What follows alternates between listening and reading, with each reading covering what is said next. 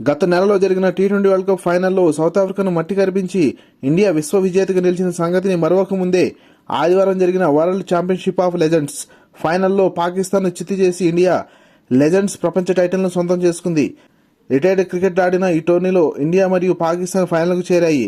Toss గెలిచి batting ఎంచుకున్న పాకిస్తాన్ను India legend bowler Anureet Singh 3 వికెట్లు తీసి పాకిస్తాన్కు షాక్ ఇచ్చాడు. పాకిస్తాన్ ఓపెనర్స్ త్వరగా పెవిలియన్ చేరినప్పటికీ ఫస్ట్ డౌన్లో వచ్చిన మక్సూద్ 2 సిక్సర్లతో భారత్పై దాడి చేసే ప్రయత్నం చేశాడు. కానీ వినయ్ కుమార్ మక్సూద్ను అవుట్ చేసి పాకిస్తాన్ భారీ స్కోర్ చేయకుండా ఆపగలిగాడు. Middle order batsman Shoaib Malik తన సహజ ఆట తీరుతో స్థిరంగా ఆడి 36 బంతుల్లో 41 పరుగులు చేసి అనురీత్ సింగ్ బౌలింగ్లో వెనుదిరిగాడు. మిగతా బ్యాటర్స్ అంతంత మాత్రంగా ఆడటంతో పాకిస్తాన్ లెజెండ్స్ 20 ఓవర్లకు 156 పరుగులు మాత్రమే చేయగలిగింది. చేజింగ్ ఆరంభించిన ఇండియా లెజెండ్స్కు ఓపెనర్స్ బాగా ఉపయోగపడ్డారు.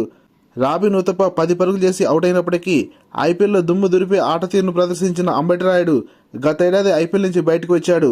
అదే ఆట తీరుతో 30 బంతుల్లో 2 సిక్సర్లు 5 ఫోర్ల సహాయంతో 50 పరుగులు చేసి ఇండియాకు అద్భుత ఆరంభాన్ని అందించాడు. Middle order batsmen Gurpreet Singh Mann 34 పరుగులు చేసి షోయిబ్ మాలిక్ బౌలింగ్లో అవుట్ అయ్యాడు.